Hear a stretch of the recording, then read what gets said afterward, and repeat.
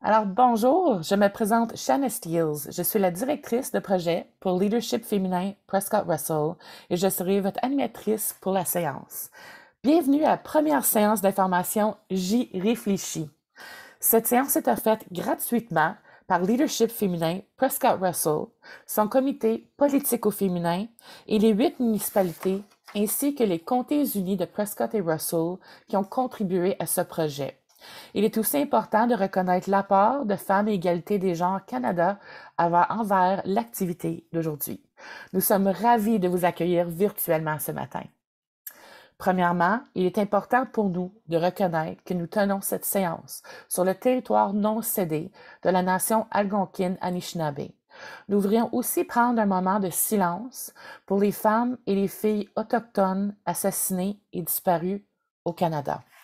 Marie-Pierre, la minuterie pour 30 secondes, s'il vous plaît.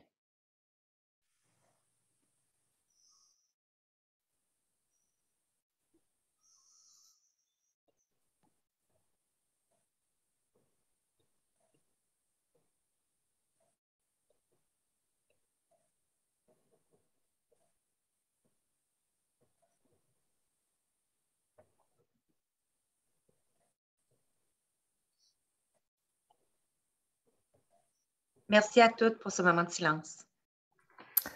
C'est notre espérance que le travail que nous faisons aujourd'hui et demain pour atteindre la parité des genres dans le milieu politique aura un impact positif pour toutes les femmes et les filles de notre pays. Pour cette séance, nous allons commencer par une présentation sur l'état des lieux concernant la parité et l'importance de la représentation féminine en politique municipale. Ensuite, nous entamerons une discussion avec un panel de 4 femmes élues de différentes régions de l'Ontario qui nous partageront leurs expériences en politique municipale. Alors, les 4 merveilleuses élues que nous avons le plaisir d'accueillir avec nous sont la sénatrice Madame Bernadette Clément. Madame Clément est la première femme à être devenue mairesse de Cornwall, en plus d'être la première femme noire à accéder au poste de mairesse en Ontario. Auparavant, elle avait servi comme conseillère municipale durant 3 mandats. Bonjour, Madame la sénatrice. Bonjour à toutes. Merci d'être ici avec nous aujourd'hui.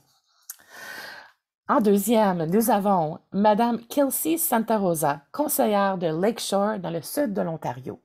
Madame Santa Rosa s'est présentée comme candidate pour la première fois à 25 ans et a fondé la Coalition des conseils jeunesse du Canada, un organisme à but non lucratif avec la mission d'assurer l'engagement civique des jeunes au sein de leur communauté. Bonjour, Madame Santa Rosa. Bonjour à vous toutes. Merci beaucoup d'être ici avec nous aujourd'hui. Merci. Ensuite, nous avons Madame Fortier-Lévesque, maire de Moonbeam, dans le nord de l'Ontario. Enseignante depuis plus de 30 ans au Conseil scolaire catholique de district des Grandes-Rivières et elle est maintenant à la retraite depuis 2019. Elle a siégé au sein de plusieurs organismes, comme l'Assemblée de la francophonie de l'Ontario, l'Association des municipalités de l'Ontario et l'Association française des municipalités de l'Ontario. Je l'ai déjà nommé 2 fois, c'est partie qui est bien importante, pour en nommer que quelques-unes. Pour faire la promotion de la langue française, pour améliorer la condition des femmes ou pour contribuer à l'essor des municipalités de l'Ontario. Bonjour, Madame Fortier-Lévesque.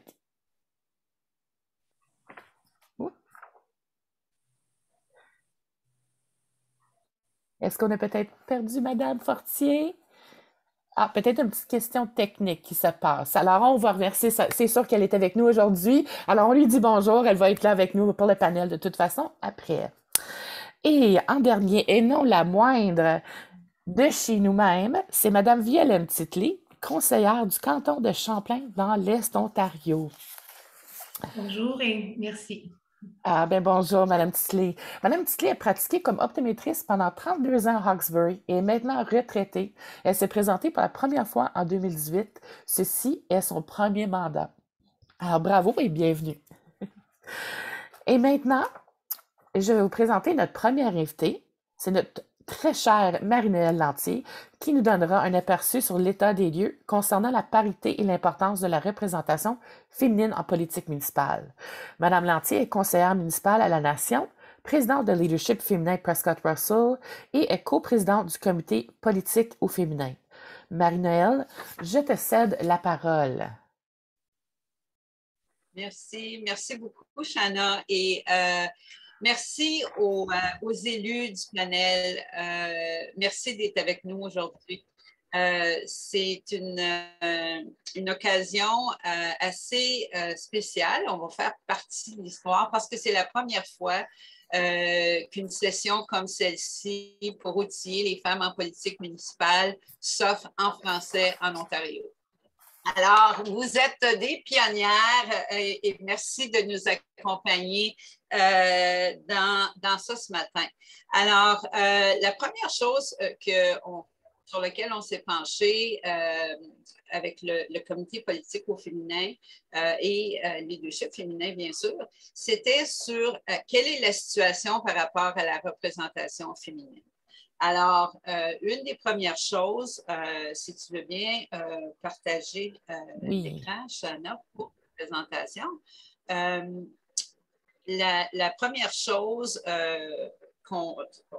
sur laquelle on voulait se pencher, c'était la représentation des femmes. Puis on sait que les femmes, que ce soit dans notre région ou au Canada, les femmes représentent 50 du poids démographique et dans certaines régions, un peu plus que 50 mais on savait bien que lorsqu'on avait juste à regarder autour de nous, puis on voyait que les conseils municipaux, par contre, il n'y avait pas, c'était pas 50.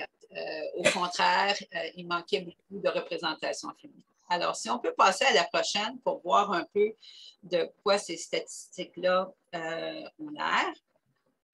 Alors, on a regardé autour de nous, puis on s'est comparé d'abord avec l'ensemble de l'Ontario, où les femmes représentent 29,5 des élus et seulement 22 à la mairie. Au Québec, c'était plus élevé. Puis là, on parle des chiffres depuis la dernière élection. Donc, en 2019, c'est le portrait, après la dernière élection ontarienne, c'est le portrait qu'on avait. Au Québec, c'était plus élevé au niveau de la représentation féminine à 32,3 mais par contre, moins élevé au niveau de la représentation à la mairie. Dans l'ensemble du Canada, on parlait de 26 et pour les comtés unis de Prescott Russell, on parle de 21 alors beaucoup plus bas que l'ensemble de la province. Et on a fait le calcul récemment pour Cornwall et SDG. Et là, on regarde une participation, un pourcentage de 24 et seulement 12 au niveau de la mairie. Ensuite, on a pour le nord de l'Ontario et on a trois statistiques pour le nord. La première étant le nord de l'Ontario, mais lorsqu'on regarde les plus grandes municipalités du nord, donc Dryden, Timiskaming Shore, Elliott Lake, Kenora, Timmins, North Bay, Sault-Sainte-Marie, etc. Vous les avez au bas de l'écran. On voit que c'est seulement 19 et il n'y a aucune femme mère dans ces régions-là. Maintenant, pour le nord-est, on regarde à 34 ce qui est très encourageant. Alors, quand même une bonne représentation. Et c'est plus élevé à la mairie avec 38 et 32 des conseillers.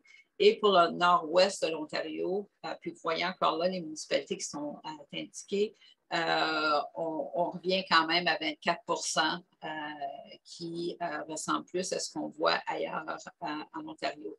Puis je pense que le nord-est, puis encore là, il faudrait peut-être le regarder de plus près. Le nord-est de l'Ontario, là où il semble que là où il y a des plus petites municipalités, les femmes semblent être plus présentes autour des tables de conseil. Mais ça nous donne quand même un bon portrait de ce qui se passe au niveau de la politique municipale en Ontario. Et l'ONU, dans plusieurs de ses rapports, indique que pour qu'il y ait vraiment un impact ou une influence, il faut qu'il y ait un minimum de 30% de représentation. Donc, même si on regarde en Ontario dans son ensemble, on n'est pas rendu là. Donc, il faut vraiment élever le nombre. Alors, la prochaine diapo. L'autre chose, c'est que dans l'étude du Rural Ontario Institute de 2016, on disait que 75% des mères et des échevins étaient des hommes, que les hommes, à 83% du temps, occupaient les postes de maire, donc à la tête des conseils. L'âge médian des membres du conseil était de 60 ans, tandis que l'âge médian en Ontario est de 40 ans. Donc, ça nous signale qu'on a besoin de rajeunir nos conseils. Environ 70% des conseillers et conseillères ont entre 50 et 60 ans et seulement 9% sont âgés entre 18 et 40 ans. Alors là, ça vient aussi mettre l'emphase sur le besoin d'avoir plus de jeunes. Et finalement, lorsqu'on applique cette représentation-là selon l'âge, on s'aperçoit que ce n'est pas à cause de l'influence rurale où on penserait que il y a peut-être moins de jeunes dans les régions rurales et plus dans les régions urbaines, mais vraiment, c'est la réalité en général et ça ne semble pas être une tendance qui est liée à l'influence du milieu rural. Prochaine. Alors, pourquoi c'est important la parité en politique? Ben, je pense que comme femme, on reconnaît l'importance de ça assez rapidement. Mais vous avez à gauche une photo quand il y avait eu la conférence des premiers ministres des provinces. Parce que jusqu'à ce qu'on ait une femme qui soit élue dans les territoires du Nord-Ouest et plus récemment au Manitoba, on avait seulement des hommes à la tête des provinces. Donc, on sait aussi, et puis on dit qu'on va discuter des enjeux des femmes. Alors, c'est là qu'on voit l'importance d'avoir des femmes à la table, parce que justement, on amène une perspective qui est différente. On représente aussi 50% du capital humain en connaissances et en compétences, alors c'est important qu'on soit là. On veut aussi refléter les intérêts, les préoccupations de la population en général, la population qu'on dessert. On veut aussi permettre aux filles d'avoir des modèles féminins en politique et on veut changer les attitudes et éliminer les stéréotypes au sein de l'électorat. Parce que c'est important aussi de sensibiliser l'électorat au fait que la parité est un enjeu important. La prochaine. Alors, l'enjeu prioritaire numéro 1, bien, évidemment, c'est le manque de parité en politique municipale. Puis, la parité, ce qu'on entend, c'est le concept par lequel on établit que les femmes et les hommes doivent partager ou à la participation égale dans l'exercice du pouvoir, parce qu'évidemment, l'humanité est composée de personnes des deux genres. Donc, on entend par zone paritaire, parce que souvent on dit, bon, ben, est-ce qu'il faut vraiment se rendre à 50-50 pour atteindre la parité? Bien, je pense la Fédération québécoise des municipalités en 2019, puis je pense qu'on a pris une bonne approche, c'est de voir que le regarder comme une zone paritaire. Alors, si on regarde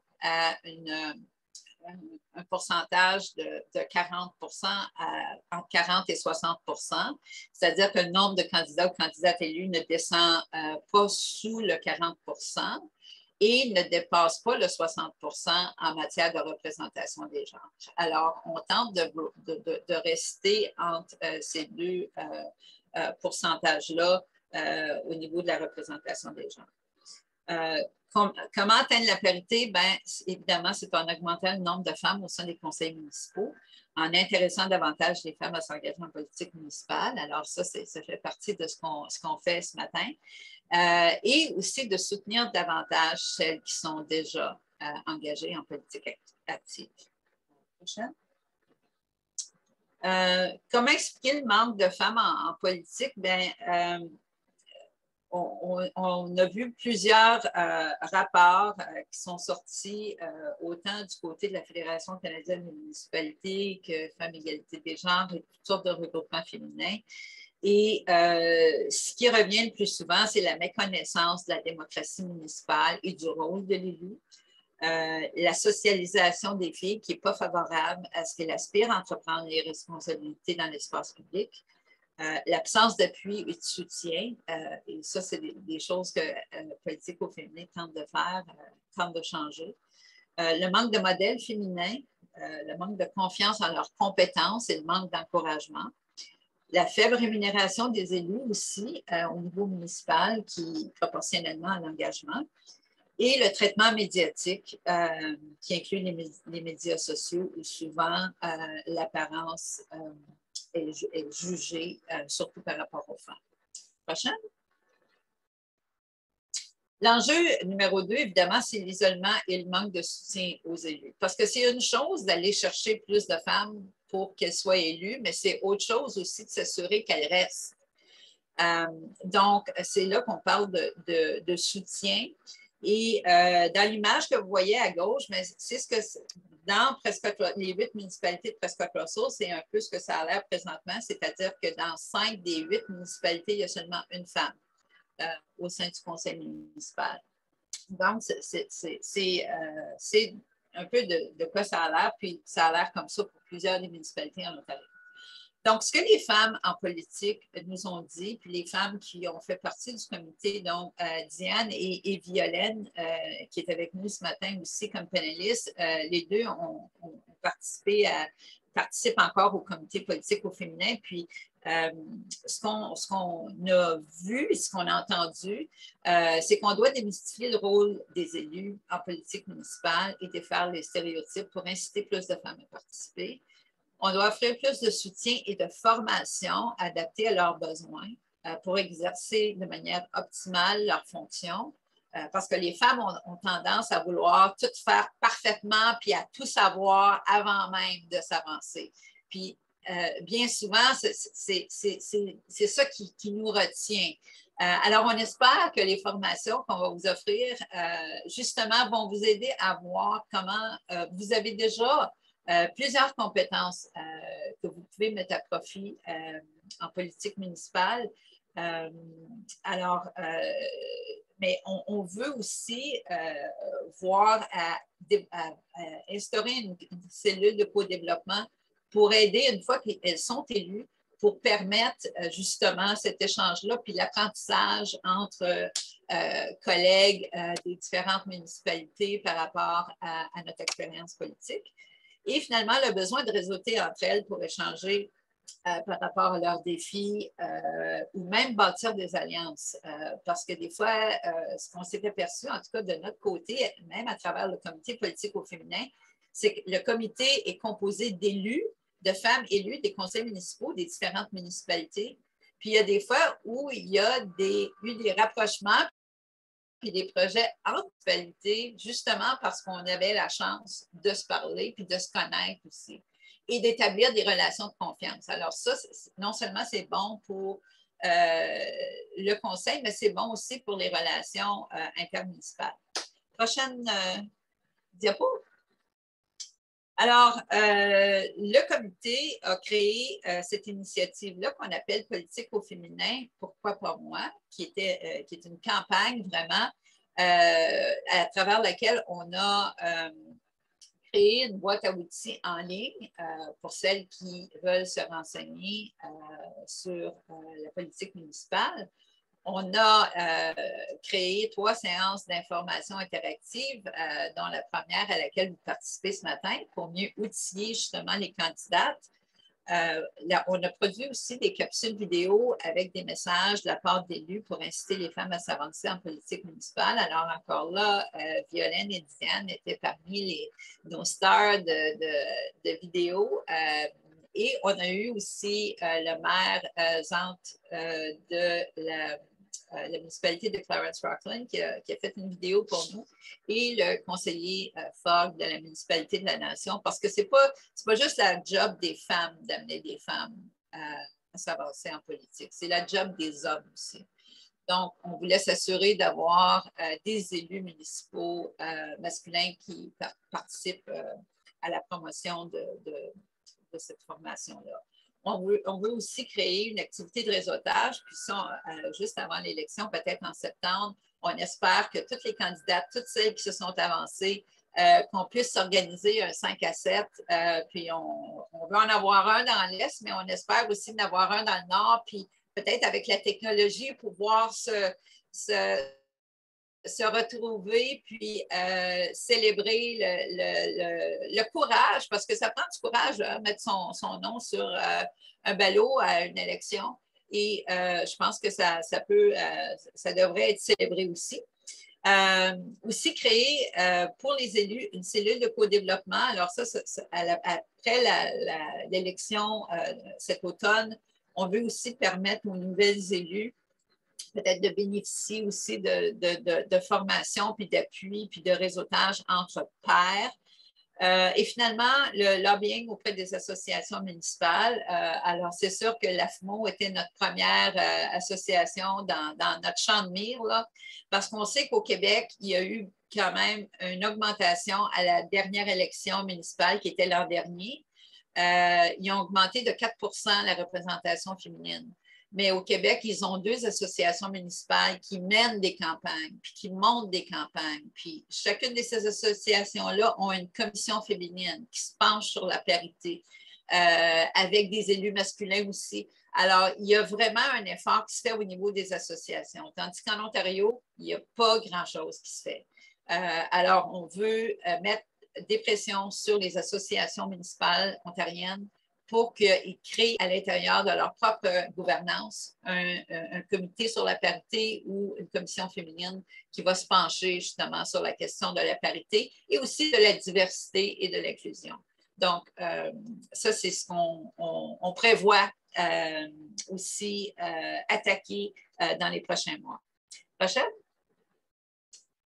Alors, atteindre la parité en politique municipale en Ontario en 2022, bien, nos objectifs, c'est vraiment de mousser l'intérêt des Franco-ontariennes envers la politique municipale à travers la campagne. Pourquoi pas moi?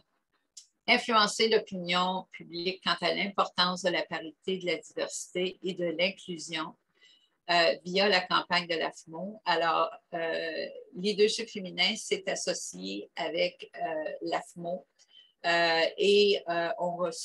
l'AFMO a reçu récemment une subvention pour créer justement des capsules vidéo de sensibilisation avec la participation d'élus un peu partout en Ontario,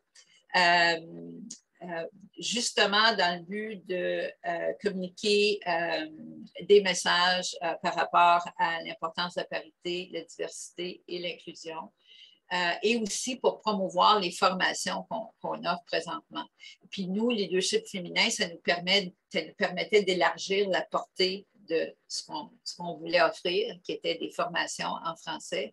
Alors, au lieu de juste les offrir aux femmes de la région de Prescott-Russell, ça nous permettait aussi de les offrir à toutes les femmes, à toutes les franco-ontariennes à travers la province, puisque lorsqu'on parle de comment ça se passe, les élections municipales en Ontario, ben, c'est partout pareil en Ontario. Donc, ça nous a fait plaisir de s'associer à l'AFMO pour faire ça. Puis, vous allez voir que bientôt, cette campagne-là par rapport à l'AFMO va débuter prochainement. Aussi, on voulait conscientiser les jeunes femmes à la politique municipale comme étant un véhicule de changement dans la société. Parce qu'on en a parlé tantôt, on manque vraiment de jeunesse, mais surtout de jeunes femmes autour des tables décisionnelles. et aussi susciter la participation active des regroupements féminins dans l'identification des candidates et les inviter à s'avancer. Vous savez, les associations, puis une des choses que la Fédération canadienne des municipalités fait bien, c'est que quand ils offrent une opportunité de financement pour un projet comme ça, il faut que le projet vienne d'une municipalité ou d'une entité municipale, mais elles doivent travailler avec un regroupement féminin. Parce que c'est les regroupements féminins qui vont amener la question, qui vont rejoindre les femmes, qui vont les encourager, qui vont les soutenir pour qu'elles s'avancent en politique.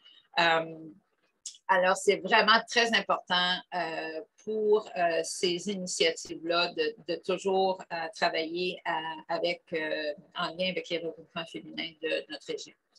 Prochaine, et la dernière, je crois. Alors, pour nous, dans Prescott Russell, évidemment, on regarde à 11 femmes qui sont élues au niveau municipal. Et on avait 29 femmes qui s'étaient portées candidates aux dernières élections.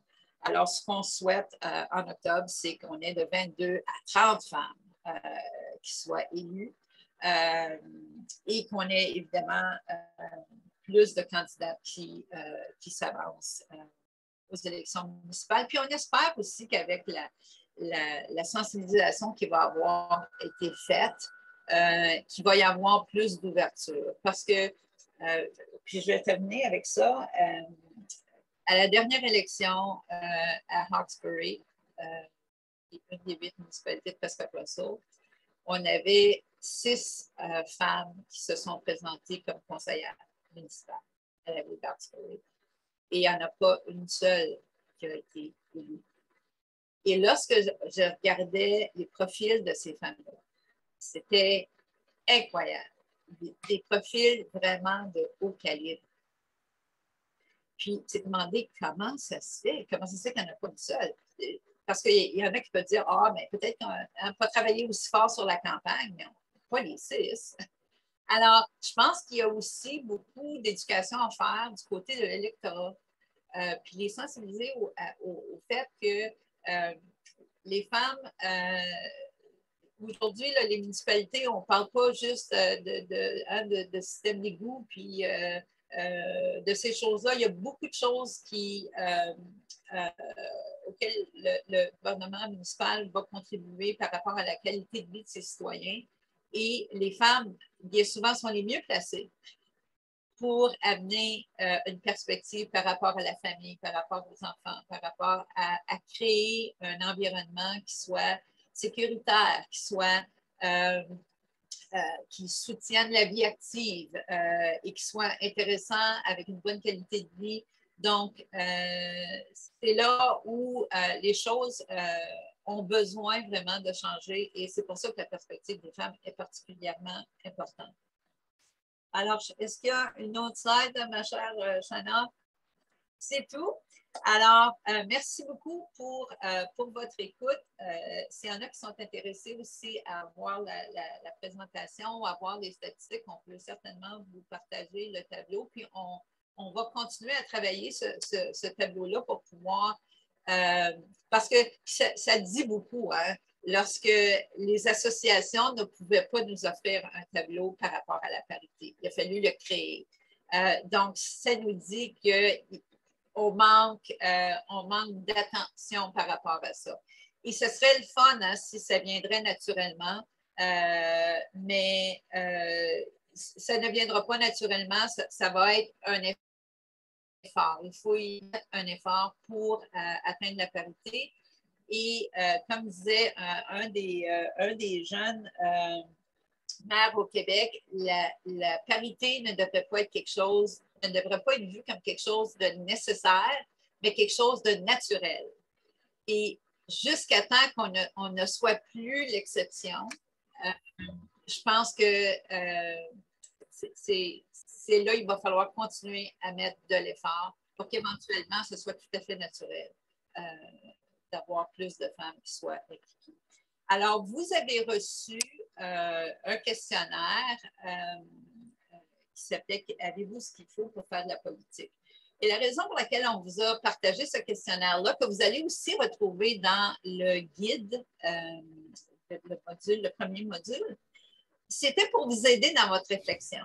C'était pour vous faire voir toutes les compétences que sans doute vous avez déjà, puis qu'il y a des choses que vous faites déjà qui fait que vous seriez de bonnes candidates. Alors, j'espère que vous l'avez complété juste pour le fun. Aussi, c'est toujours le fun de faire des petits quiz et voir, ah, OK, je finis avec combien de points. Mais peu importe le nombre de points que vous avez accumulés, l'important, c'est de vous faire voir aussi quelles sont les choses auxquelles vous allez peut-être être appelé à faire comme politicien. Alors, là-dessus, je m'arrête et j'ai hâte d'entendre ce que les panélistes vont nous raconter parce qu'on veut voir aussi l'expérience et à vous elles se sont rendues où elles sont et comment ce cheminement-là s'est déroulé. Alors là-dessus, je retourne la parole à notre animatrice, Shanna, pour dire. Merci beaucoup, Marie-Noëlle. Ce sont des informations super intéressantes, très motivantes. Ça nous donne beaucoup à quoi penser. Moi, je ne sais pas de vous, mais j'ai appris beaucoup aujourd'hui. Voir ça aussi juste devant nous comme ça, là, ça nous donne beaucoup à quoi réfléchir. Alors, j'ai hâte de voir aussi la continuité de ça, puis voir comment est-ce que ces statistiques-là vont changer avec le temps. Alors, merci beaucoup. Alors maintenant, c'est au tour de nos chers élus et panélistes. Mesdames, nous avons 3 questions que nous aimerions vous poser. Ces questions ont été choisies dans le but de nous accompagner dans nos réflexions par rapport à notre implication en politique active. Je vais vous poser la première question et je vais vous nommer un tour de rôle pour y répondre. Alors, la première question est, si vous reculez dans le temps, au jour où vous avez déposé votre candidature aux élections municipales, quelles étaient les réflexions qui vous ont amené là?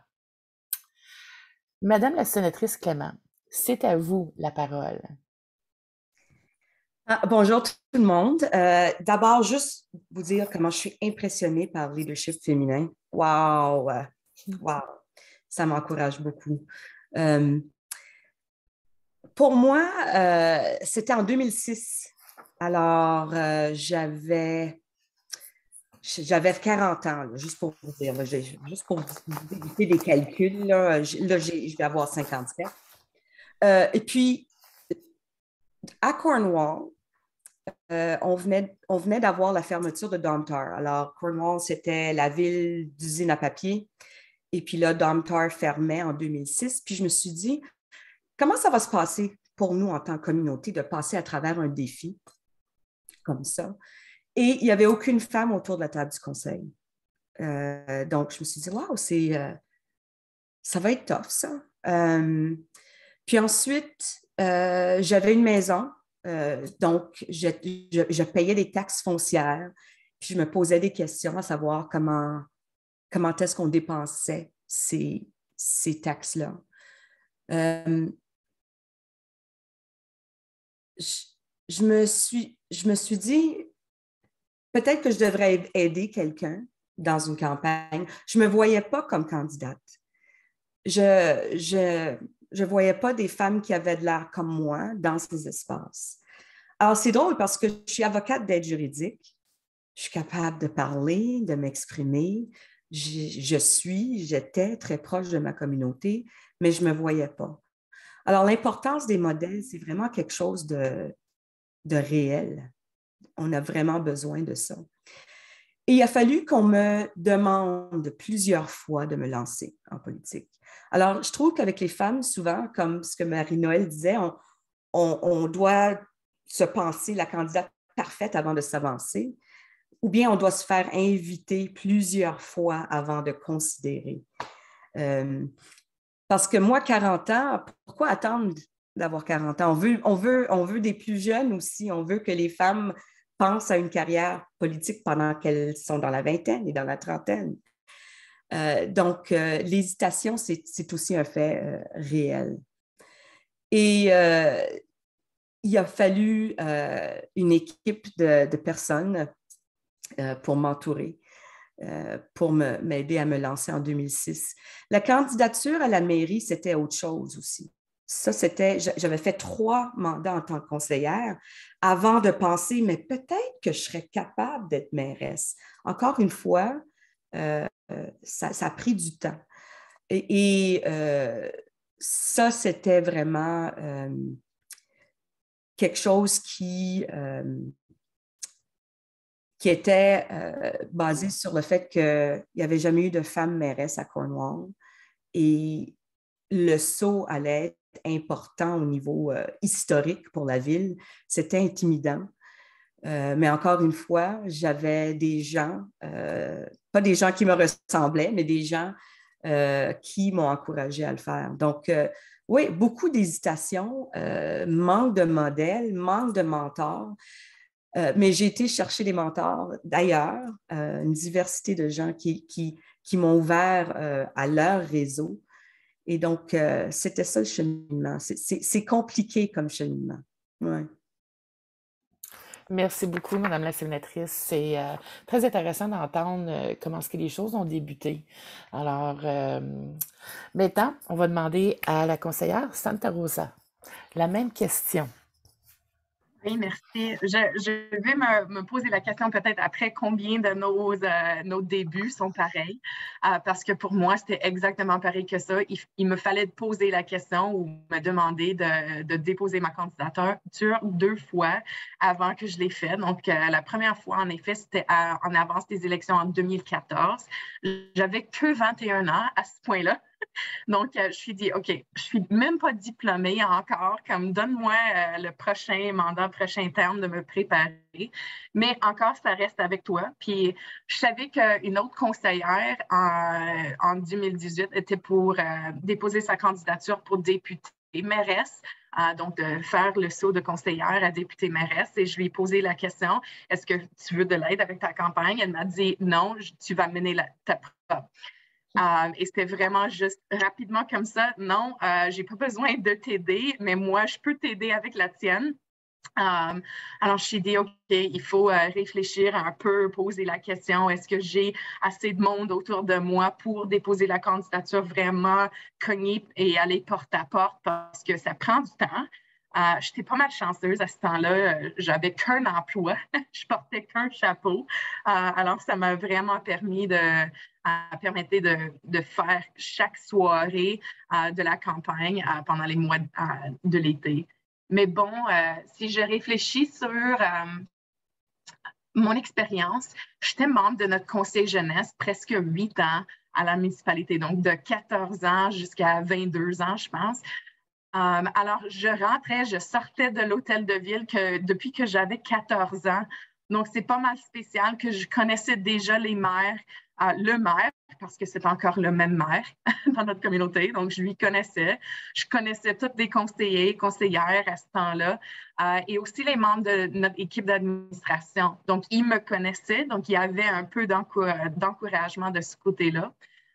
Et à cause du conseil, je savais déjà comment ça se sentait de faire une différence, de partager un peu toi-même avec la communauté et de voir que ça soit quelque chose de continu à long terme. Donc, ça, c'était vraiment spécial. J'étais propriétaire d'une petite entreprise avec ma sœur pendant 4 ans, donc je connaissais la communauté assez bien.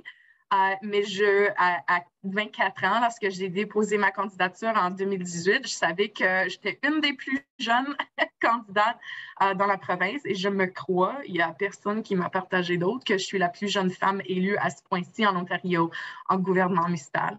Mais c'est à cause du fait que c'est pas à l'arche la manière qu'on fait les élections, donc c'était un peu difficile de me croire, OK, est-ce que je suis la représentation de ce quartier? Alors, je sais qu'on va toucher là-dessus un peu après, mais c'était juste que, comme beaucoup de monde, je me suis déplacée pour mes études pendant quelques mois après que je suis diplômée dans ma communauté à Windsor.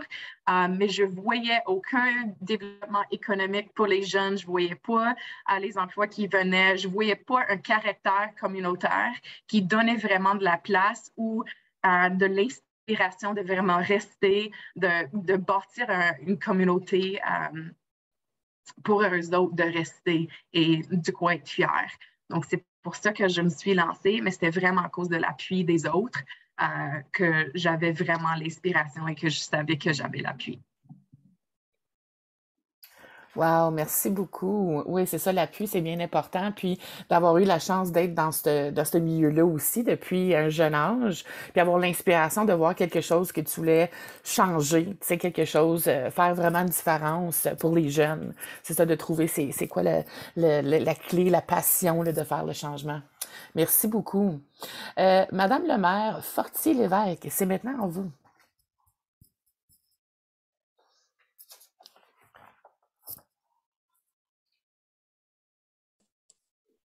Merci. D'abord, j'aimerais m'excuser. Tout à l'heure, j'ai eu des problèmes d'Internet, donc ça m'a pris un petit bout de temps avant de pouvoir me reconnecter, mais finalement, on l'a eu grâce à mon mari qui n'était pas loin, une chance, parce que sinon, je ne sais pas ce que j'aurais fait. J'ai même essayé sur mon téléphone, il n'y a rien qui fonctionnait. Donc, merci de m'avoir invité, premièrement. Pour moi, donc, ça faisait plus de 20 ans que je siégeais sur divers conseils d'administration et je voulais contribuer à l'essor de ma municipalité davantage. Alors que je croyais qu'il était temps pour moi d'avoir une influence un peu plus directe sur les décisions qui étaient prises pour améliorer les services livrés aux contribuables. Pour moi, c'est très important, ça.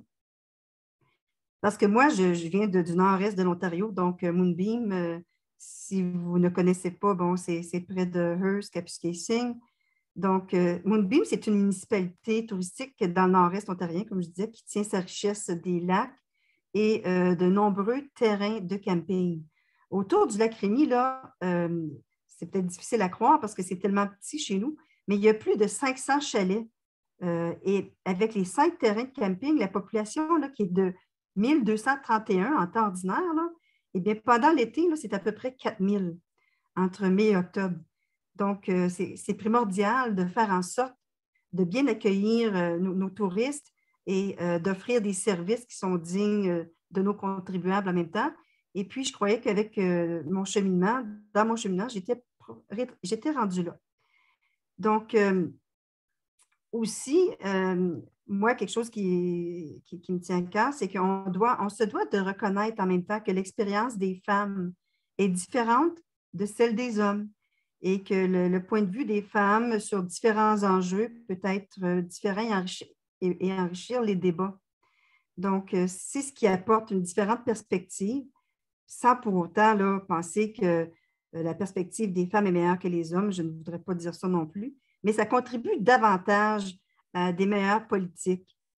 Donc, nous devons travailler à combler le déficit démocratique et de faire en sorte d'être partenaires avec les hommes et sur un même pied d'égalité dans nos efforts comme pour apporter des changements qui vont avoir des retombées considérables sur le monde. Donc, pour moi, c'est ça qui m'a vraiment amenée où je suis.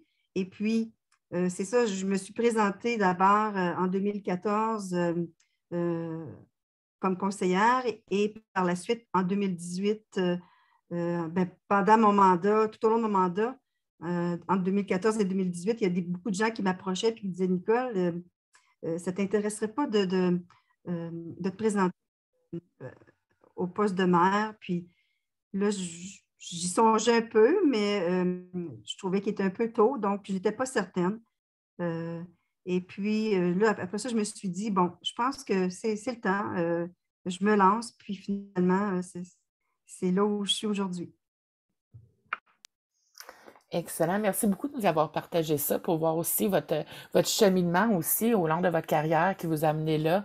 Vous avez beaucoup d'expérience à siéger des conseils d'administration aussi. On peut voir que c'est ça la passion pour les choses qui vous tiennent à cœur, vous a apporté là. Alors, merci beaucoup. Alors, et maintenant, conseillère Titley. Bonjour. C'est un plaisir pour moi d'être ici, puis de faire partie d'un panel de femmes avec de très belles expériences. C'est un honneur. Alors, je suis conseillère municipale pour le canton de Champlain depuis 2018. J'étais à la retraite à ce moment-là de ma pratique d'autométrie depuis 2 ans. Et puis, j'aimerais dire que je suis heureuse d'avoir été invitée pour inspirer les femmes qui ont envie d'être candidates. J'aimerais moi aussi citer une ancienne mairesse de Sainte-Martine, c'est Madame Maude Laberge. La décision la plus difficile est de décider de se lancer en politique. Mais une fois rendu dans le monde municipal, dans la très grande majorité des cas, l'expérience est facile et même agréable. On peut réaliser beaucoup de choses. Et je suis d'accord, comme élu municipal, je trouve l'expérience enrichissante et très intéressante. Alors, moi aussi, ironiquement, je pense que je suis la dernière personne qu'on aurait pensé voir se lancer en politique. Même la semaine dernière, quelqu'un m'a dit « Ah, Violaine était tellement calme, réservée. » Alors, si je recule à 2018, il y a un enjeu principal qui m'a décidé à faire le saut. Et c'est la venue d'une cimenterie dans ma communauté qui aura une cheminée de 410 pieds avec un nuage de pollution qui se gage dans le ciel. La communauté s'est opposée à cette industrie lourde. Et à ce moment-là, je faisais partie du groupe Action Champlain qui s'oppose toujours à la venue de cette industrie. Et c'est une amie du groupe qui m'avait suggéré de me présenter. Alors, ma famille, mon conjoint m'ont donné le courage et m'ont convaincu de porter ma candidature. Alors, je voulais protéger la santé et la qualité de vie des citoyennes et des citoyens de ma communauté. Aussi, la protection de l'environnement, les changements climatiques. C'est des enjeux qui m'ont convaincue aussi à me présenter. Alors, puis aussi, j'ai toujours aimé travailler pour les citoyennes et citoyens. Et j'avais le sentiment d'être capable de transmettre leurs idées, leurs projets à la municipalité, aux comtés unis et même aux députés provinciaux et fédéraux. Alors, pour moi, c'est important d'avoir parité et diversité pour prendre les meilleures décisions possibles pour la communauté. Merci. Merci beaucoup, conseillère Titli. Alors, ce que vous dites, c'est vrai, les convictions, hein, c'est vraiment ça qui vient en bout de ligne. Ce qu'on a vu avec les 4 élus, vous avez toutes partagé les choses qui vont vraiment tenu à cœur. Alors, merci beaucoup de nous avoir fait, nous avoir donné ces inspirations-là aussi, puis d'avoir partagé ça, des choses auxquelles penser. Alors maintenant, on va passer à la deuxième question et on va prendre le même ordre, si vous voulez. La deuxième question, c'est: avez-vous des doutes par rapport à faire le saut en politique? Et si oui, quels sont les facteurs qui vous ont convaincu de le faire quand même? Merci. Il y a toujours des doutes. Il y a toujours des doutes. Même là, en tant que sénatrice, j'ai des doutes. Je pense que ce n'est pas nécessairement une mauvaise chose. Ça veut dire qu'on est en mode d'apprentissage. Pour moi, c'était important de faire ça parce que moi, j'aime où je demeure. J'aime Cornwall. Alors, c'était vraiment par amour que je me suis lancée en politique. C'était pour aider ma communauté à passer à travers une transformation. On allait devenir une ville sans usine à papier, on allait se transformer, on allait se redéfinir et je voulais faire partie de la conversation. aussi, pour rejoindre beaucoup des points, si on passe à travers des défis en tant que communauté, puis on n'a pas une diversité de voix qui participent aux solutions, mais il y a un problème. Les problèmes, vraiment, ont besoin d'une complexité au niveau des solutions. Et plus les gens sont différents autour de la table, plus il y a des femmes, plus il y a des personnes de différentes communautés, plus on va avoir des solutions qui vont répondre de façon approfondie. Donc, c'était, malgré tous les doutes que j'avais au niveau personnel, c'était plus important. L'amour pour la communauté, c'était plus important.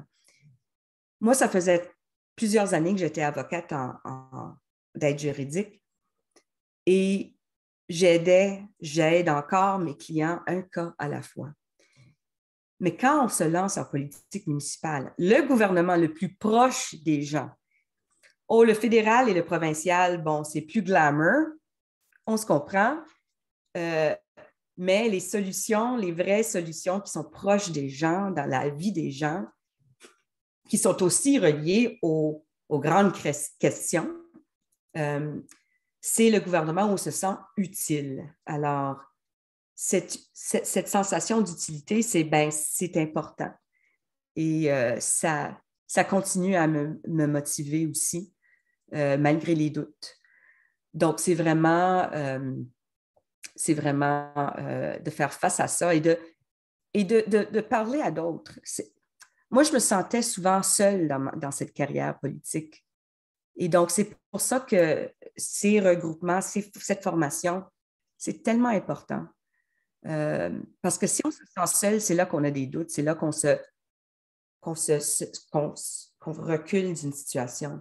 Mais si on a des réseaux, ça nous appuie et on peut avancer dans ce monde municipal qui vraiment est tellement important pour une communauté.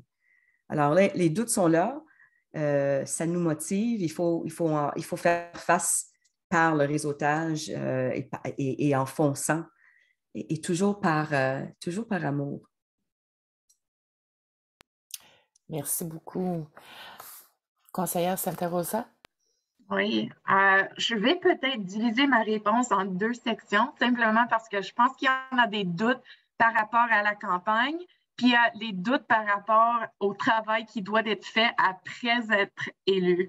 Alors, pour moi, pour me lancer, c'est vraiment, il faut poser la question, c'est est-ce que la famille, les amis, le monde dans la communauté, est-ce qu'il y a de la capacité de t'aider dans la campagne? Parce que c'est difficile à faire seul. Alors, j'avais des doutes parce que je ne veux pas dépenser leur temps pour perdre l'élection, c'est évident, parce que ça prend beaucoup des heures. Mais à la même temps, j'ai dû me faire face au fait que ce n'est pas ma décision à moi de dire si les personnes qui m'aiment ou qui m'appuient veulent participer ou non. Ce n'est pas à moi de prendre ces décisions. C'est oui, je peux lancer l'opportunité à eux autres, poser la question. S'ils veulent m'aider, ils veulent m'aider et je ne dois pas me sentir coupable de prendre ces heures et l'appui s'ils prennent et ils me voient dans la poste à l'avenir. Donc, ça, c'est quelque chose rapidement. C'est pas à moi de prendre cette décision. C'est à eux autres. Ils sont toutes des mêmes personnes. Et si on a la même vision à la fin de la journée, c'est formidable et c'est fantastique de le faire ensemble. Donc, rapidement, avec ça, je pensais, lors de me lancer dans la campagne, que j'aurais reçu à la porte plus de questions par rapport à mon sexe que mon âge. C'était l'opposé, c'est évident. Lorsque je cognais à la porte à 25 ans, il y a beaucoup de personnes qui pensaient que je faisais la porte-à-porte au nom de quelqu'un d'autre ou au nom d'un autre candidat parce que j'avais l'air tellement, tellement jeune. Et puis là, j'avais des photos sur mes petites affiches. Là. J'étais tellement bronzée parce que je les ai fait pendant l'été. Je me dis, est-ce que c'est vraiment toi? Là? OK, c'est une belle photo, dis-moi. OK. Mais bon. Je me croyais de toute façon, étant capable de jaser avec le monde, de comprendre les difficultés et de vraiment présenter toujours une solution et juste de ne pas faire des craintes de qu'est-ce qui existe. Je pense que ça, c'est vraiment quelque chose que moi, je me suis toujours trouvée capable de le faire. C'est pas juste de se plaindre de la réalité, mais de venir à la table avec les solutions. Je pense de l'autre côté aussi, je suis quelqu'un qui est pas mal prévisible, ce qu'on est une attente de nos élus, même si on ne le porte pas. C'est qu'on veut que la candidate, soit la conseillère, soit prévisible, soit honnête. Et pour moi, non cynique, c'était vraiment important. Mais je savais qu'en 2018, c'est fort probable que je vais rencontrer du monde à la porte qui sont cyniques et ne croient pas qu'on a la capacité de vraiment faire une différence dans la communauté. Les autres doutes que j'avais, c'était par rapport à si j'étais chanceuse d'être élue, c'était qu'est-ce que je vais faire de ces 4 ans? Parce qu'on m'a dit vraiment dès le début, tu n'as qu'une voix autour de la table. Alors, ça prend pas juste ta perspective, mais comme la sénatrice a mentionné, comme tu es autour de la table avec, dans mon cas, 7 autres personnes avec les différentes perspectives. Donc, il faut que, soit ils ont confiance en toi, à ta perspective, ils t'écoutent vraiment avec les yeux, les oreilles ouverts. Mais de cette façon-là, est-ce que c'est vraiment dans la suite de ces 4 ans que je vais accomplir les choses que moi, je voulais m'impliquer dedans? Parce que quand on parle de zoning, on parle de toutes ces choses, il y a vraiment un calendrier de choses qui se fait et il se peut que ces choses ne se rendent pas dans ces 4 ans. Alors, c'est difficile de vraiment dire, OK, il y a des choses qui se déroulent bien avant que toi t'es présenté. Et je savais que, à cause du fait que ma municipalité, c'est vraiment post-amalgamation, il y a du monde qui sont impliqués depuis bien avant l'amalgamation. Il y a un peu d'un hangover qui existe dans ma communauté et ça existe et c'est rendu un peu plus pire à cause du fait que les personnes élues sont élues depuis tellement longtemps. Alors, il y avait tout un obstacle qui s'est présenté pendant les élections municipales et je me suis dit, OK, je comprends que c'est vraiment notre milieu, mais à la fin de la journée, ça va être tout terminé après l'élection. Donc, pose-moi pas des questions là-dessus, je vais te répondre, mais c'est pas un moment de la discuter parce qu'on va avoir bien plus d'autres choses dans ces prochaines 4 ans de ce qui est dans les nouvelles à ce point-ci. Mais en tout cas, ça, c'était un des obstacles. C'était une doute parce que je ne savais pas comment ils étaient pour m'accueillir non plus. Oui, c'est évident que je connais le maire. Je travaillais avec lui depuis 2008, je pense. On se connaît. Mais j'avais des doutes de comment ils étaient pour m'accueillir. Si on veut commencer la conversation les doutes dans la première campagne et pour cette année, je pense que les doutes sont vraiment différents à la première fois, mais c'est vraiment juste de se lancer. Donc, ouais, c'est ça. Merci beaucoup. Et Madame le maire Fortier-Lévesque, c'était vous. Merci. Donc, ben, pour moi, de fil en aiguille, les positions que j'ai occupées m'ont permis de m'épanouir et de m'amener à réaliser des projets qui se seront présentés souvent même par hasard. Et je dois admettre ici que ce sont souvent les hommes qui m'ont poussé à me présenter à divers postes. En plus de ça, j'ai toujours eu l'appui de mon époux et de mes enfants. Ça m'a beaucoup encouragée à vivre mes passions. J'ai eu des doutes, oui, puisque j'étais consciente de l'engagement que ça impliquait. Puis, il était important pour moi d'être à la hauteur de la situation. Cependant, mon cheminement a fait en sorte que je me sentais équipée pour faire le saut en politique municipale. On doit d'abord avoir confiance en ses compétences et être convaincu. Je pense que c'est très important, ça. Souvent, certaines femmes vont se sous-estimer puisqu'elles croient ne pas avoir les qualifications nécessaires alors qu'elles ont les compétences et sont très performantes. Elles s'abstiennent donc de se présenter en politique. Les femmes doivent réaliser qu'elles ont leur place autant que les hommes en politique. Il s'agit de faire de son mieux sans se laisser influencer par les critiques. Puis selon Helen Keller, elle dit « L'optimisme est la foi qui mène à la réalisation. Rien ne peut se faire sans l'espoir et la confiance. » J'aimais bien ça parce que je trouve que c'est tellement vrai. Puis les études aussi montrent que les femmes qui osent poser leur candidature à une élection réussissent à gagner leur siège autant que les hommes aussi. Nous autres, ici, sur 10 municipalités dans notre région, soit entre Hornepayne et Cochrane, 5 femmes sont maires. Donc, sur 10, il y a 5 femmes qui sont maires. Puis, on sait qu'au Canada, on a 6 premières ministres provinciales ou territoriales. Alors, on a la preuve que c'est possible et qu'on peut faire une différence. Ce sont aussi les femmes, on le sait bien, qui se battent pour améliorer les soins aux enfants, qui ont lutté contre la violence faite aux femmes. Ce sont également les femmes qui abordent des sujets comme la santé, l'éducation, les impôts, l'économie et l'environnement, puis qui sont des championnes aussi dans ces domaines-là. Les recherches montrent qu'une entreprise a plus de succès lorsque ce sont des femmes qui occupent un rôle de leader, que ce soit au sein de conseils municipaux, de conseils d'administration ou encore de la haute direction. Alors, on se doit absolument de se tenir debout et de foncer pour accéder à ces positions qui nous attendent. Donc, c'était mon petit grain de sel. Merci beaucoup, conseillère Titley.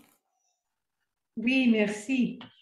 Eh bien, moi aussi, j'avais des doutes car j'avais aucune expérience en politique. Alors, comme vous savez, j'étais optométriste pendant 32 ans à Hawkesbury. Alors, j'étais enfermée dans ma salle d'examen. Mais j'ai relevé le défi. Puis c'est bon de sortir de sa zone de confort. Et je me suis dit une autre raison, l'apprentissage, c'est toujours intéressant. Et puis, en 2003, je suis devenue pilote et j'ai un Cessna 150. Alors, si j'ai le courage d'apprendre à piloter, je peux faire le saut en politique.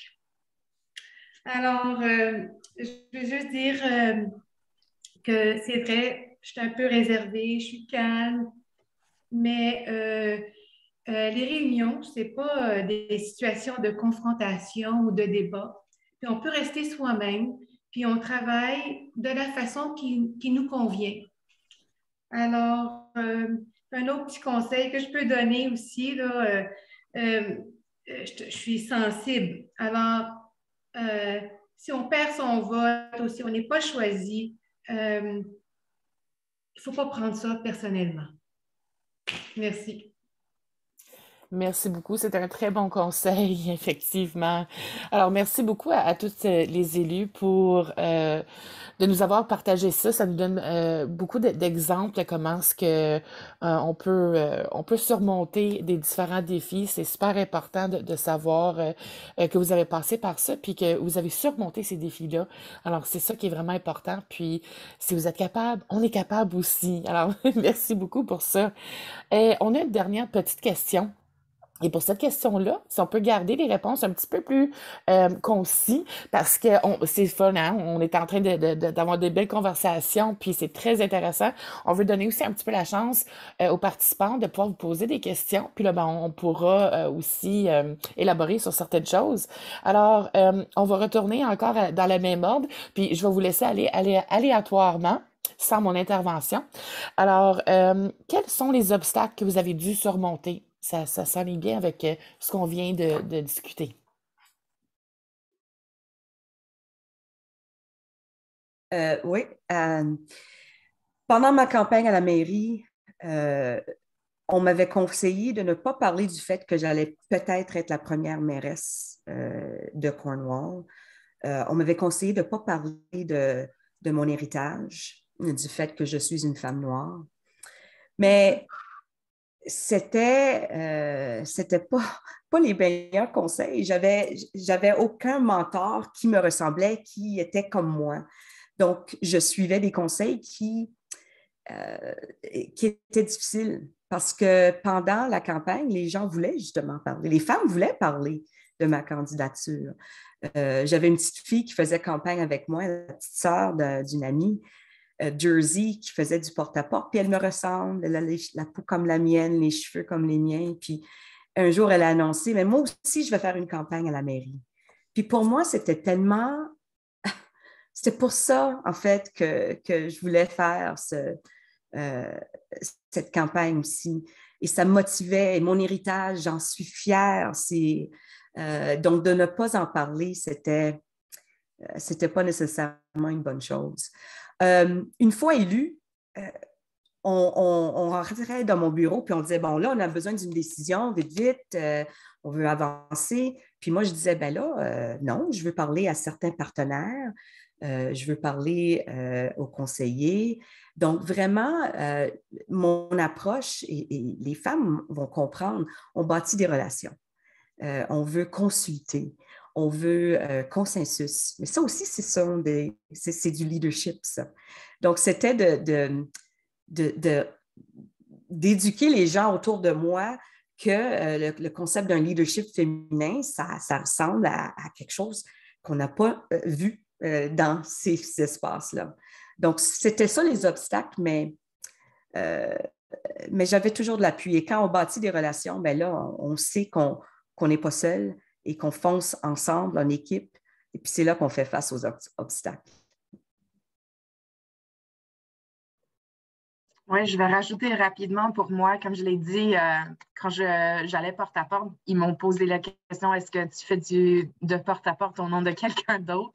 Et puis, tout de suite, il y avait des questions, mais comment est-ce que tu es qualifié? Comment est-ce que tu es ça? Donc, je savais déjà qu'il fallait répondre à ces questions. Et j'ai trouvé pour moi, une des choses que j'ai dû surmonter, c'est comment moi je répondrais à ces questions-là. C'était pas que je suis jeune, mais je suis diplômée, je suis jeune, mais je suis impliquée depuis 10 ans. Je suis jeune, mais il n'y a pas de place pour le mot mais. C'est je suis jeune et je suis femme et je peux faire toutes ces choses en même temps, comme une chose ne me qualifie pas une plus ou moins qu'une autre. Donc, pour moi, ça, c'était un des défis. Lorsque j'ai commencé le terme, c'était bien évident dès le début que le maire n'a pas bien voulu que moi, je suis autour de la table. Ça, c'était quelque chose de vraiment difficile parce que ça prend de la concertation autour de la table. Alors, la députée mairesse qui s'était élue, notre première députée mairesse, a vraiment pris le rôle d'engager tout le monde autour de la table. Alors, c'est vraiment important qu'on identifie les personnes qui ont besoin du soutien, du support pour bien engager le monde autour de la table parce qu'il faut que ça soit fait. À la fin de la journée, comme on ne doit pas sortir pour du vin après nos réunions de conseil. Là. Comme, il ne faut pas qu'on ait tous des amis ou soit amicales à la fin de la journée, mais il y a un travail à faire.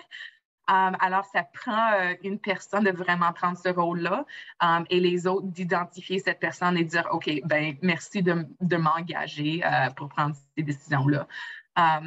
Les doutes, ça continue peut-être pour ce 7 octobre, mais peut-être une conversation à venir. Je vais laisser la parole à la maire, Mme Fortier-Lévesque.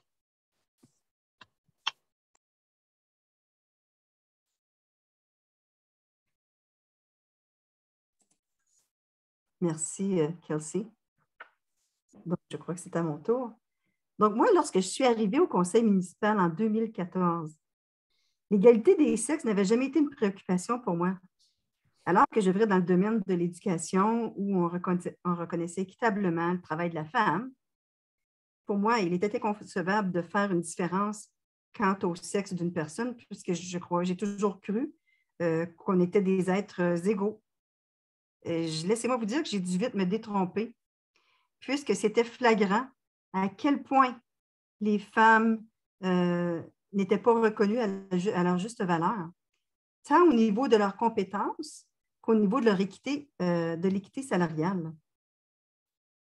surtout lorsqu'elles sont en tête d'une organisation, puis plus particulièrement, je dirais, en administration. Une femme doit constamment justifier ses demandes ou sa façon de faire pour être reconnue. Je ne sais pas si vous l'avez vécu, vous autres, mais en tout cas, moi, je ne l'avais jamais vécu jusque-là. Des études ont montré que les hommes qui occupent la même position qu'une femme en administration obtiennent un salaire plus élevé. Comment est-ce qu'on peut permettre que cela se produise en 2022? On a du travail à faire, c'est sûr, pour arriver à mettre un terme à cette injustice qui perdure depuis toujours. Par ailleurs, être maire d'une municipalité, alors que l'administratrice est une femme, est d'autant plus difficile puisqu'on semble douter de leur capacité malgré le fait qu'elles soient très bien informées et très compétentes. On doit vraiment croire en soi et être persévérante et croire dans ce qu'on est capable de faire. La tâche a été ardue et j'ai dû persévérer pour faire en sorte que chaque personne comprenne bien son rôle au sein du conseil et ainsi de faire respecter la loi et le règlement de procédure de la municipalité. Mais je peux vous assurer que ça a porté fruit et que nous avons une très belle équipe aujourd'hui en place qui travaille ensemble pour permettre à la municipalité de prospérer. Donc, il ne faut jamais lâcher, il faut toujours continuer, puis à un moment donné, on va y arriver. Merci. Avant, Violaine, je voulais juste peut-être ajouter, parce que Nika, c'est exactement pareil. J'ai deux choses qui se font trop souvent. C'est que il y en a quelques-uns sur le conseil qui attendent chaque mardi qu'on a notre réunion, que moi, je porte mon rouge à lèvres. Et ça, c'est le premier commentaire que moi, je reçois par texte. C'est toujours de la perte, c'est pas qu'est-ce que je viens de dire. Ces commentaires viennent, donc s'il n'y aurait pas cet équilibre, je serais un peu plus énervée.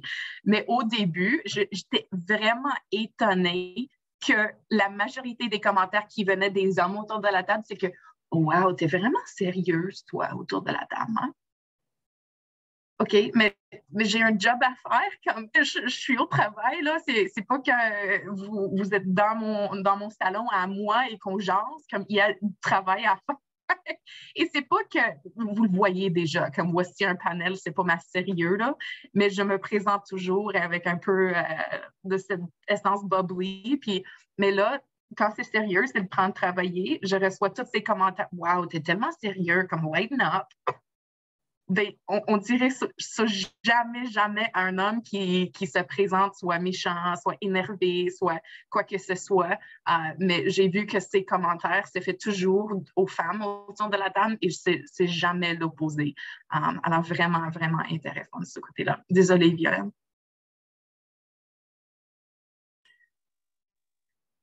Pas de problème. Alors, écoutez, moi, quand j'ai été élue, je pense que j'aurais aimé avoir de la formation, un guide de la part de la municipalité, même faire une simulation d'une séance du conseil ou du comité plénier pour voir le fonctionnement. Ça aurait été très utile, mais ce n'était pas disponible à ce moment-là. Et puis aussi, j'aimerais donner un conseil peut-être aux candidates, c'est d'approcher la première année comme une année d'apprentissage. C'est important de suivre l'actualité locale, lire les journaux et puis même de regarder à l'Internet des réunions de conseil municipal. Puis j'ai été très heureuse de rencontrer Politique féminin, Marie-Noëlle Lantier et Diane Chouanière.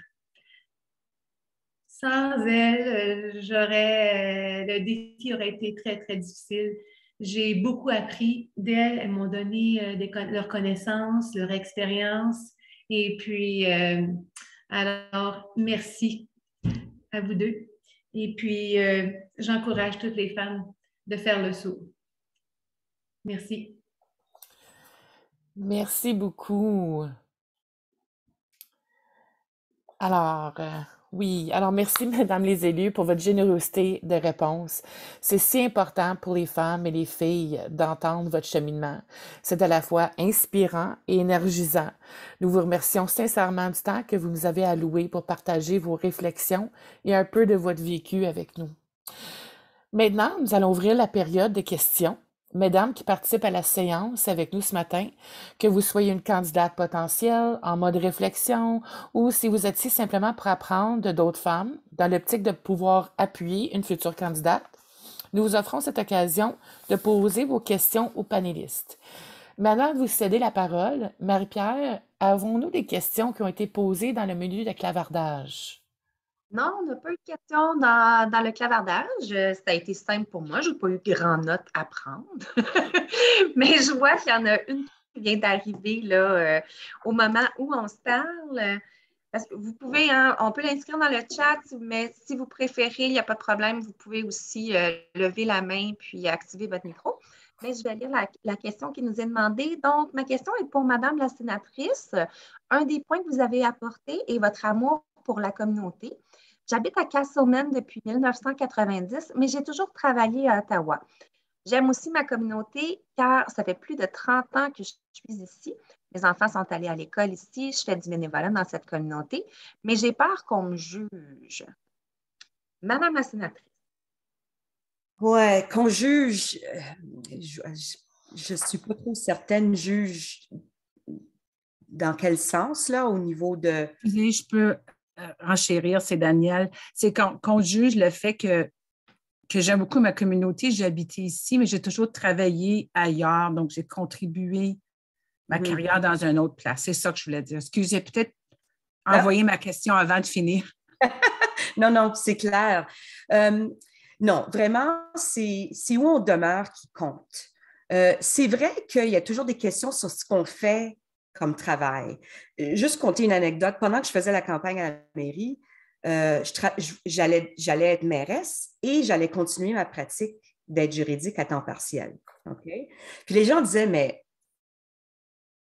elle se prend pour qui, elle? Elle va être la mairesse et elle va être avocate d'aide juridique, puis comment est-ce qu'elle va faire tout ça? Puis là, les gens critiquaient le fait que j'allais faire plusieurs choses en même temps. Puis là, les femmes se sont dit, bien, premièrement, les femmes, on a l'habitude de porter plusieurs chapeaux, d'avoir plusieurs rôles. Donc, ce sont des critiques qu'il y a eu. Donc, il va toujours avoir, Danielle, des critiques. Puis les femmes en poste de leadership reçoivent plus de critiques. Kelsey en a parlé un petit peu. C'est très réel, ça. Mais c'est l'amour qui compte. Les gens répondent vraiment à une personne qui est très authentique dans son amour pour sa communauté. On le sent, ça. Lorsqu'on cogne aux portes, lorsqu'on parle de notre ville, quand toi, tu parles de Castleman, tu l'as dans ton cœur, ça paraît, les gens vont répondre. Merci beaucoup. Excellent. J'ai une autre question qui est arrivée dans le chat donc de Sylvie qui nous demande si vous vous représentez toutes aux prochaines élections. Madame la sénatrice, je ne pense pas que ça s'applique pour vous, mais aux autres, est-ce que vous vous représentez? On a cru comprendre avec Kelsey que oui. Et pourquoi? Puis est-ce que vous restez, si vous êtes en poste de conseillère, est-ce que vous restez au poste de conseillère? Parce qu'il y en a qui se lancent pour la mairie. Donc, bref, comment vous entrevoyez là, les prochaines élections de votre côté, madame? Oui, peut-être je vais commencer. La réponse est oui, je vais me présenter. Le pourquoi, c'est parce que 4 ans, c'est pas assez de temps de finir tout ce qu'on a commencé, c'est certain. Et je sais, comme je l'ai déjà indiqué un peu auparavant, qu'il y a des choses qui se commencent à dérouler dans le premier terme qu'il faut faire le suite dans le prochain. Donc, nous, on va faire beaucoup sur zoning, développement économique. On a beaucoup qui va se faire dans les prochains 4 ans qui sont alliés avec mes intérêts, mes compétences, mes atouts. Donc, je pense que moi, je suis la bonne personne d'être autour de la table. Alors oui, ça c'est le pourquoi pour moi. Mais ça va être intéressant. Merci. Je ne sais pas si Mme Fortier-Lévesque veut répondre à son tour. Oui, merci. Donc, oui, je suis. C'est sûr que pour les mêmes raisons que Kelsey vient de mentionner, moi, ça fait 8 ans, donc j'ai été 4 ans conseillère et puis là, je suis dans mon terme à titre de maire. Mais comme Kelsey le mentionnait, ce qui arrive, c'est que la raison pourquoi on veut continuer, c'est parce qu'on a des gros projets qui ne sont pas terminés encore. Puis c'est sûr qu'on a travaillé très fort à ces projets-là et on veut les voir aboutir. Donc, c'est un peu pour cette raison-là qu'on veut rester. Et on veut apporter un appui supplémentaire aussi. Donc, c'est pour cette raison-là que je considère me représenter justement. Mais ce n'est pas une tâche facile, mais comme je vous l'ai dit tantôt, on y arrive. Merci beaucoup. Maintenant, conseillère Titley, vous, ça regarde comment l'avenir? Merci. C'est une très bonne question en passant. Je n'ai pas décidé, mais je suis prête à accompagner n'importe quel candidat. Parfait, merci. Puis, ben, peut-être qu'on peut demander aussi à conseillère Lantier, Marie-Noël, toi, tes intentions, hein? Oui, ben, merci beaucoup. Oui, moi, c'est mon deuxième mandat comme conseillère et oui, j'ai l'intention de me présenter à la mairie. Oh! Alors, oui, comme les autres élus, je pense qu'à un moment donné, oui, on voit des projets, on veut les voir aboutir.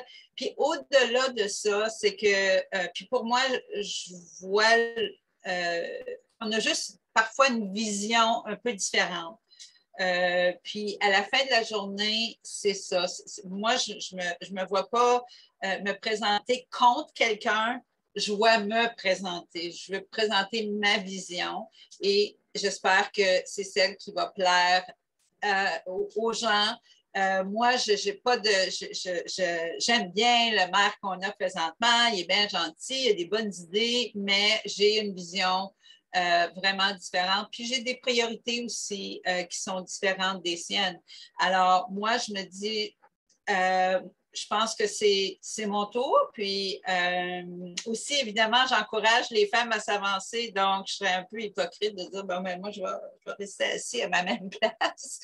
Donc, c'est le tout pour le tout parce que, évidemment, on s'avance à un poste et puis si on perd, ben, à ce moment-là, c'est pas comme je peux retourner en arrière. Mais c'est ça la politique. Et puis, quand ça nous tient à cœur, on fait ce qu'on a à faire. Puis, en tout cas, j'espère que les gens vont aimer la plateforme que je vais leur offrir. Merci beaucoup, Marie-Noël. Maintenant, on a une question pour conseillère Santa Rosa. Dans le fond, on vous demande comment encourager les jeunes femmes à s'engager. Comment on va chercher les jeunes en politique? Bien, je pense rapidement, si on commence dès le début avec les jeunes, ça commence avec les présentations d'engagement scolaire. Il faut que lorsque les enseignants posent la question, est-ce qu'il y a quelqu'un qui puisse parler aux jeunes, de se présenter pour qu'on puisse voir ses modèles, premièrement. Deuxième chose, c'est autour de la table. Au sein de la municipalité, c'est d'avoir soit des postes pour les jeunes sur les comités eux-mêmes ou un comité jeunesse ou possible, ou conseil jeunesse ou possible. L'autre chose, moi, je fais des présentations au secondaire aussi lorsqu'ils me posent la question et c'est bien formidable quand on a une bilingue parce que c'est évident, on a des écoles francophones dans notre coin aussi, donc il se faut des présentations en français et en anglais.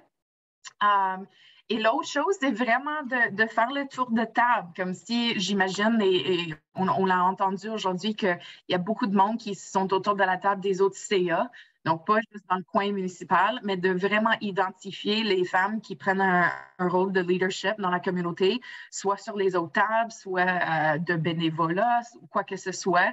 Garde ces dames qui font les commentaires respectifs en ligne, mais qui prennent part dans les groupes de neighborhood en Facebook ou quoi que ce soit, pour identifier le monde qui ont vraiment les yeux et les oreilles ouverts à ce qui se passe dans la communauté, qui a une vision.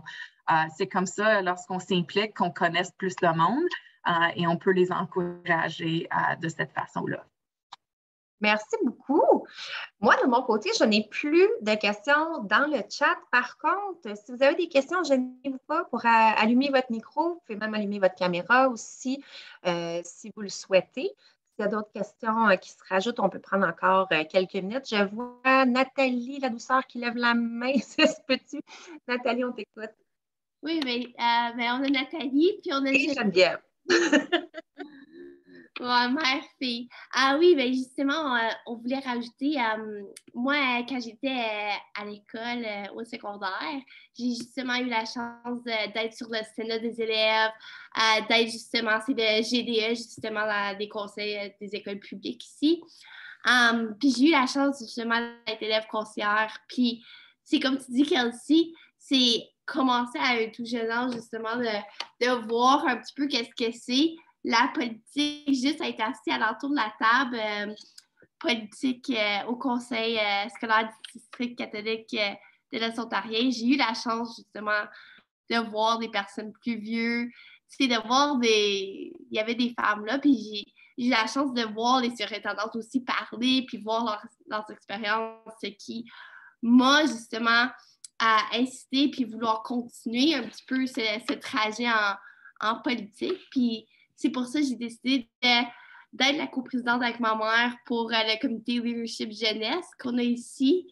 Donc, ça donne justement cette opportunité d'aller chercher d'autres jeunes filles, de cibler davantage ces jeunes filles-là, puis de dire, regarde, comme nous aussi, on est capable d'avancer, puis nous aussi, on est capable de faire des changements, même si on a 18 ans, 19 ans, 20 ans, 21 ans, même 25 ans, comme on n'est pas trop jeune pour amener le changement, puis je pense que c'est ça que dans les écoles, peut-être qu'on voit un petit peu moins, mais de plus en plus, si on pousse les femmes à aller, hey, fais partie des synodes des élèves, hey, vas-y dans ton équipe présidentielle à l'école, c'est ça qui va amener le changement, puis c'est ça qui va réussir à avoir de plus en plus de jeunes. Donc, c'est un petit rajout que je voulais faire, là, puis je voulais justement insister à ce que tu disais, Kelsey, à cause que je pense que c'est vraiment bien.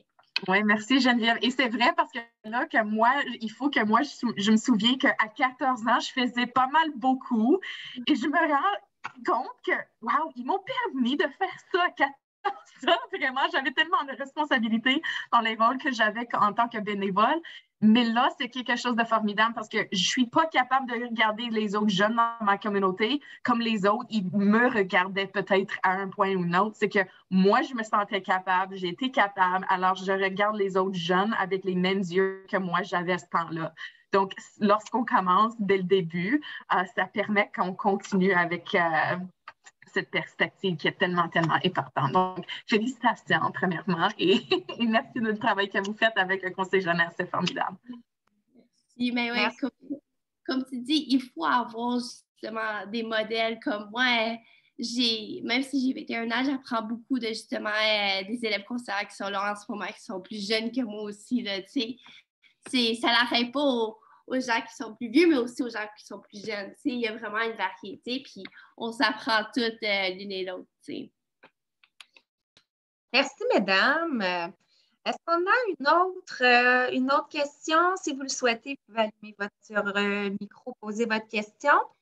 Moi, dans le chat, je viens d'ajouter le lien pour vous inscrire à la deuxième séance d'information qui va avoir lieu dans 2 semaines, dans le fond. Donc, on passe au deuxième volet. Par contre, à la fin de la rencontre, comme Shanna vous le disait, vous allez quand même recevoir un courriel avec le questionnaire d'appréciation. Puis, vous allez avoir le lien aussi directement dedans pour vous inscrire à la séance numéro 2 si ce n'est pas déjà fait de votre côté. Je crois qu'on n'a peut-être plus de questions. Par contre, moi, j'aurais peut-être une petite demande spéciale à celles qui le souhaitent. J'aimerais prendre une petite capture d'écran pour faire peut-être un petit pause de retour sur notre Facebook. Donc, celles qui le souhaitent, d'allumer leur caméra pour que je puisse vous prendre une petite photo. Si vous ne voulez pas, ça s'en va sur Facebook, je vous le dis, c'est enregistré. Mais si vous ne souhaitez pas l'allumer, il n'y a pas de problème. Je vais donner encore un petit 2-3 petites secondes, là, puis je vais procéder à la capture d'écran. J'attends encore voir s'il y a d'autres jolis minois qui veulent s'ajouter. Je vais fermer la partie chat pour que ma capture d'écran soit plus jolie. Parfait. Je vais la mettre en plus gros possible. Excellent. Mais c'est à ce moment-ci qu'on sort notre plus beau sourire et qu'on dit cheese. Et voilà, moi, c'est fait de mon côté.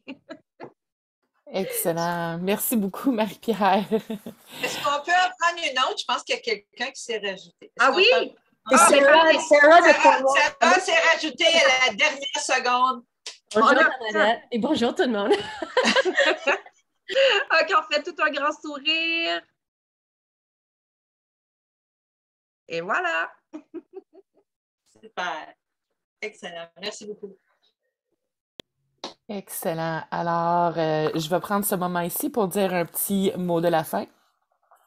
Alors, au nom de Leadership Féminin Prescott Russell, je tiens à remercier encore une fois notre présentatrice Marinelle Lantier et notre panel d'élus, dont la sénatrice Clément, Madame la maire Fortier-Lévesque, conseillère Santa Rosa et conseillère Titley, de nous avoir partagé vos connaissances, vos expériences et d'avoir contribué à la toute première séance d'information offerte par LFPR. Nous avons fait l'histoire ce matin, chères dames, car cette séance est la première de son genre en Ontario français. Et dernièrement, nous tenons à remercier toutes les participantes pour leurs attentions et leurs questions. Nous espérons que cette toute première vous aura donné la piqûre. Car si vous ne l'avez pas encore fait, comme qu'on a déjà mentionné, c'est pas trop tard pour vous inscrire à notre prochaine séance d'information qui aura lieu le 23 avril intitulée « Je m'informe ». Et vous trouverez le lien dans le menu clavardage, je crois que Marie-Pierre l'a mis. Et sinon, vous pouvez toujours nous visiter à leadershipfémininpr.ca. Encore une fois, gardez l'œil ouvert dans les prochains jours pour un courriel venant de nous concernant notre sondage de satisfaction. Donc, ceci termine officiellement notre séance. Nous vous souhaitons toutes un beau samedi. À la prochaine. Merci beaucoup, mesdames. Très inspirant.